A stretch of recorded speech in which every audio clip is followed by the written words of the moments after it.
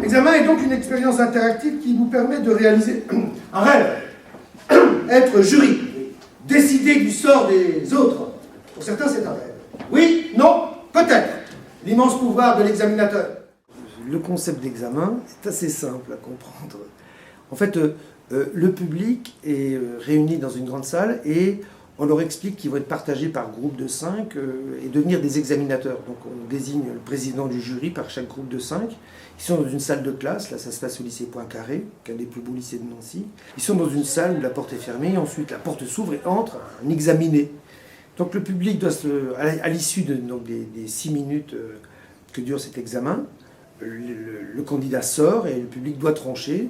Ils ont 3 choix possibles, oui, non ou peut-être. Il y a un débat entre le public pour savoir, dans le public pour savoir si on met oui, non ou peut-être, et ils votent.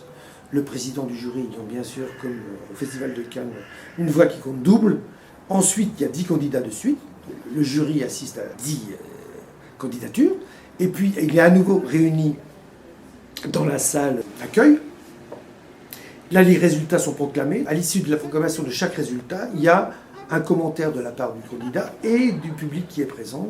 Il y a autant d'examens que d'auteurs. Il y a autant de personnes qui passent des examens pour devenir un tueur ou pour devenir un chauffeur de bus ou pour un examen pour être accepté en tant que compagne ou compagnon.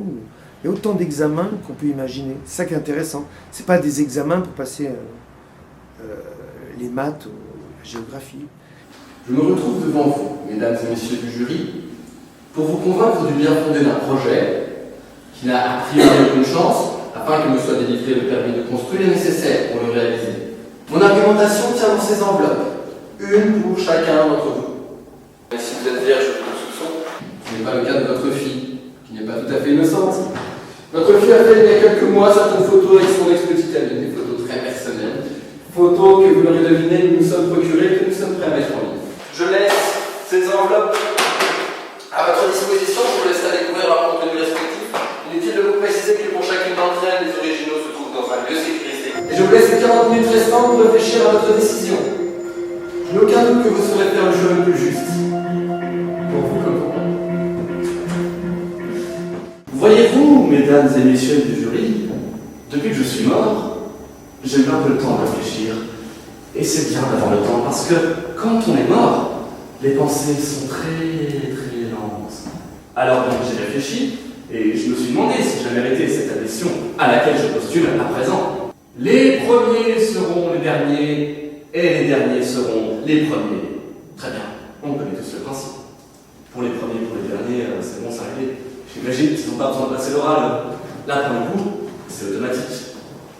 Seulement moi, je n'étais ni dans les premiers parce que je n'ai pas vécu une vie tellement dorée, vous savez, ni parmi les derniers parce que je n'étais pas non plus dans les plus miséreux, les plus nécessiteux. Moi, j'étais dans la masse, dans la moyenne, parfois un peu au-dessus, parfois un peu en dessous.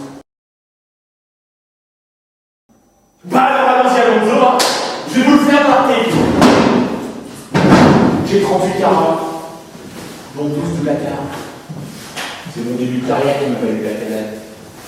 Des erreurs de jeunesse. Et puis aussi parce que mes baveux étaient des envoyés.